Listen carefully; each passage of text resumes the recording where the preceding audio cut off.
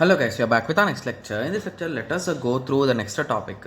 So in this lecture, we are going to start the concept of Cartesian product, guys. So from Cartesian product, we will be moving on to the relations.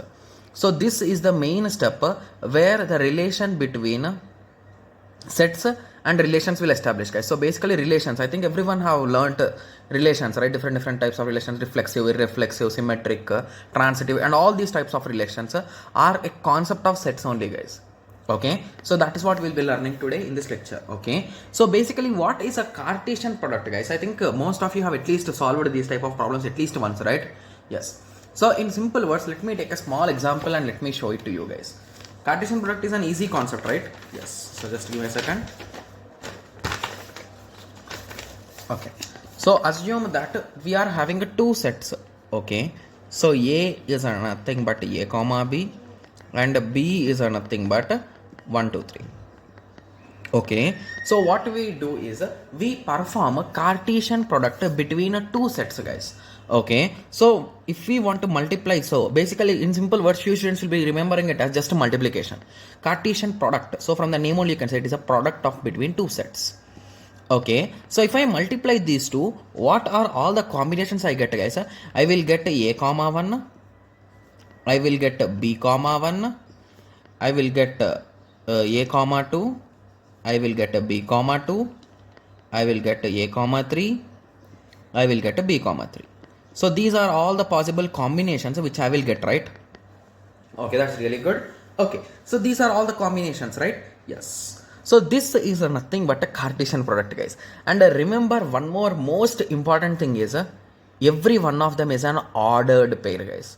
So if you recall, whenever we are discussing about sets, I told that there is no order, there is no nothing, right? But here, if I write A comma 1, it is A comma 1 only. It is not 1 comma A. Remember it carefully, guys. Because in some future you might get confused. So that is the reason why I want to be clear here. Okay? Yes. Okay. So what if let us try to solve B cross A. B Cartesian product with A. So it is nothing but 1 comma A, 2 comma A, 3 comma A, 1 comma B, 2 comma B, 3 comma B. So these are the Cartesian products for this. So by observing, can you answer me one thing, guys? So are these two equal? No, right? Yes, because here A comma 1 is there. Where A comma 1 is there here? No. B comma 1. Any, not even a single element is matching, guys. Got it? Yes. So now you got an idea, right, about Cartesian product? Okay. So now few students will be like, okay, so we understood this, but where is relation? Like, few students will be in that way, right? Yes. So indirectly, you solved a type of relation here, guys. So basically, you have cross multiplied A and B, right? Yes. So assume A as a function and B as a function. What is A is having A, B, and what is B having 1 2 3. So if you try to solve A cross B, we are having what options we are having, guys? So A1, B1, A2, B2, A3, B3. What is this, guys? This is what we call it as a relation, right? Yes. So that's what. Got it? Yes.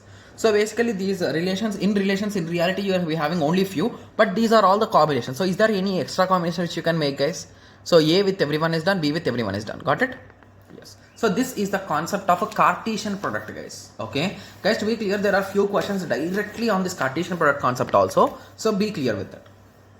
Okay. So Cartesian product of two sets, A and B, in the set of all ordered pairs whose first member belongs to the first set and the second member belongs to the second set. So that's what A comma B, right? Yes.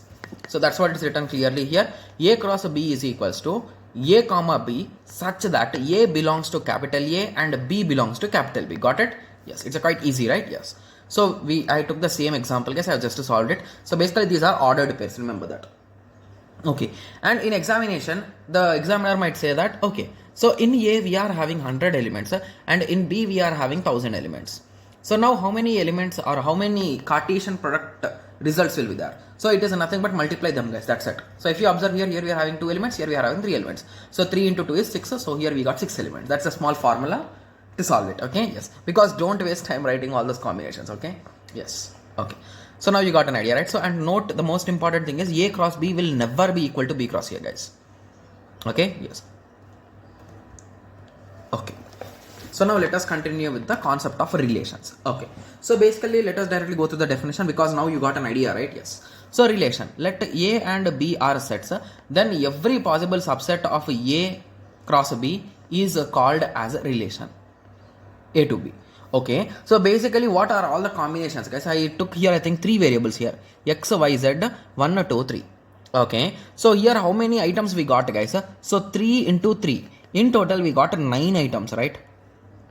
Okay, so basically what is a relation now, guys? So among these all, so assume them as chocolates. So here we are having 9 chocolates. So how you can form a relation, or how you can take chocolates? You can take 1, you can take 2, you can take 3, you can take 4, you can take 5, you can take 6, you can take 7, you can take 8, you can take 9. And each and every one of these names is different, right? So assume this as eclairs, dairy milk. So in that way, okay, in that way take some examples and assume now. So you can take various combinations, right? Yes, so that is nothing but a relation, guys. So among these all, if you take few items, so that is nothing but a relation. So in this example also, I think for x, so let me underline them, guys. So for x, I took x1 and I took x3. I skipped this x2. Similarly for y, I took only y2. For z, I took z2 and z3. So this is the relation. Okay, so now you got an idea, right? So okay, I have already written it here. I didn't notice it. Okay, yes. So now you got an idea, right? Yes. So A equal to M and B equal to N. Okay. So in total, in A cross M, A cross B, M N elements will be there. That's what we have solved here, right? 3 into 2, 6. 3 into 3, 9. Right? Yes. So now the question in examination might be the total number of possible relations. Okay. So now they are asking how many relations will be possible if we are having 9 elements. So indirectly you can either, for 9 elements, there are only 2 options, right? You can either take it, you can leave it.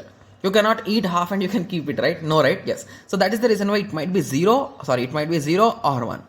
So in total 2 options for how many items? 9 items. So it is nothing but 2 into 2 into 2 into 9 times. So that is nothing but 2 power 9. Similarly, if you want to derive it, it is nothing but if there are n combinations in this way, it will be 2 power n. But here we don't know this n, right? Yes. So basically what is the n? N is nothing but the A cross B elements, right? The total number. So it is nothing but m into n, guys, according to this formula. Got it? Yes. So to be clear, what is this 9, guys? 9 is nothing but this value into this value. What is this value? So if you assume this as A, it is nothing but m, right? Yes. So m into n 2 power, right? Yes. So that is what the formula is. Got it? Yes. So now you got an idea, right? So how Cartesian product or how sets gave an idea of relations. Got it? Yes. Okay. So now let us go through 2 basic terminologies with respect to relation, guys. Okay. So the 2 popular things are complement of a relation and inverse of a relation, guys. Okay. So few students will be always confused with this, but I will be giving you a clear idea, so don't worry, guys. Okay. Yes. So if you recall, what is the complement in sets, guys? Okay. So if I am having a set A, okay, and the complement of A will be other than A everyone, right? Yes. So the same concept here also. Complement of a relation. So just let me give you an example first. So A cross B, these are all the values, guys. Okay. And we gave R value. Okay. And now what is R complement? So whatever are missing here, those are nothing but R complement. So A2 is missing, B1 is missing, B3 is missing. So those are nothing but the complements. Got it? Yes. Let R be a relation from A to B, then the complement of relation will be denoted by R dash, R complement and R bar. R bar equal to A comma B such that A comma B belongs to A cross B and A comma B does not belongs to R. Got it? Yes. Or in simple words, R bar equal to A cross B minus R. So among these, if you remove these guys, you will be end up with this only, right? So that's what the formula is. Got it? Yes. And similarly, R union R bar. So if you union these 2 guys, you will get these people. If you intersect these 2 guys, there will be nothing common. So fine. Got it? Yes. It's quite easy, right? Yes. Okay. So now moving on to the next thing, that is an inverse. So if it is in this way, if you do inverse, they will rotate in this way, guys. So it's just a type of rotation in simple words. Okay. Yes. So let R be a relation from A to B, then the inverse of the relation will be B to A. That's it. Got it? Yes. So it is denoted by R inverse. Okay. Yes. So if R inverse equal to B comma A such that A comma B belongs to R. So if A comma B belongs to R, B comma A will belong to R inverse. Got it? Yes. So if this is our A cross B, R is A1, A3 and B3 R inverse will be 1A, 3A and 3B, right? You are just reversing them, that's it. R bar will be other elements. So A2 is missing, B1 is missing, B2 is missing. So those will be R bar. Got it? Yes. So remember one more thing. So if we apply inverse, okay, so if you apply inverse for a particular relation, you're just going to reverse them, right? So at the end the count will not change, right? Yes. So that is the reason why you can guarantee say that the cardinality will be the same. Okay, I think I should write the cardinality here also.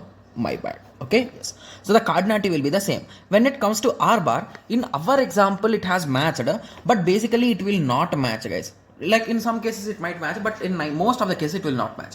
So the final answer will be it will not match, right? Yes.